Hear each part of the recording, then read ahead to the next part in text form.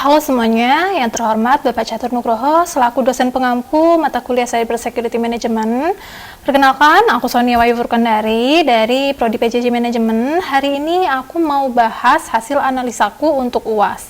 Topiknya terkait penerapan standar dan strategi keamanan informasi. Untuk studi kasusnya, aku mengangkat dari kantorku sendiri, yakni KPP Pertama Jakarta Cempaka Putih. Kebetulan aku ASN di bagian kepegawaian. Mungkin ada yang mikir, loh kok orang SDM malah bahas cyber security? Nah, ternyata dari materi yang kita pelajari, keamanan informasi itu nggak cuma urusan anak IT. Saat nyimpen data pegawai atau nge-share dokumen, disitulah security awareness itu benar-benar diuji. Nah, lalu gimana sih kondisi saat ini di KPP tempatku bekerja? Kalau dari segi teknologi, sebenarnya fondasinya udah oke banget. Kita difasilitasi Microsoft 365, OneDrive, dan SharePoint. Tapi tantangan terbesarnya ini justru datang di manusianya. Gimana kita bisa konsisten pakai dan mastiin hak akses yang dikasih itu udah benar. Kalau kita bahas soal risiko, ingat teori di modul kuliah yang lalu, kalau threat atau ancaman itu beda sama vulnerability atau kerentanan. Ancaman dari luar itu memang ada, tapi kerentanan terdekat di kantor justru muncul dari kelalaian penggunanya. Contohnya kayak human error, gampang kena social engineering, atau bahkan lupa nyabut akses pegawai yang udah mutasi.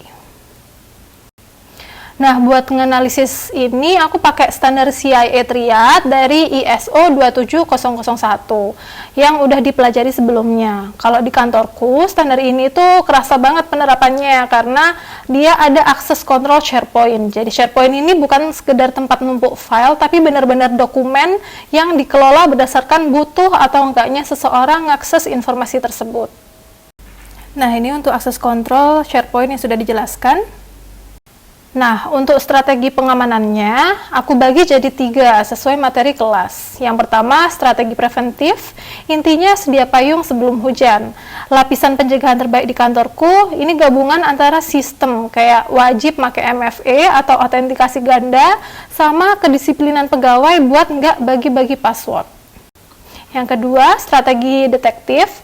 Organisasi nggak cuma harus jago mencegah, tapi juga harus peka kalau misalkan ada yang nggak beres. Contohnya lewat fitur login. Jadi kalau ada data pegawai yang berubah tanpa izin, sistem ini bisa nge-track siapa yang buka dan siapa yang edit filenya. Dan yang ketiga, strategi korektif. Kalau amit-amit nih insiden kejadiannya beneran terjadi, penanganannya itu juga harus cepat. Misalnya kita bisa manfaatin fitur version history buat ngembaliin file ke versi sebelumnya yang aman. Dan tentunya langsung lapor ke service desk Kemenq biar segera ditindaklanjuti.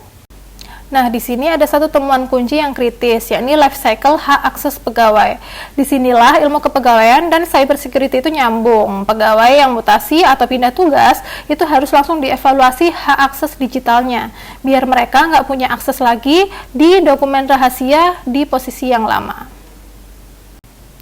Jadi, evaluasi untuk kantorku gimana nih?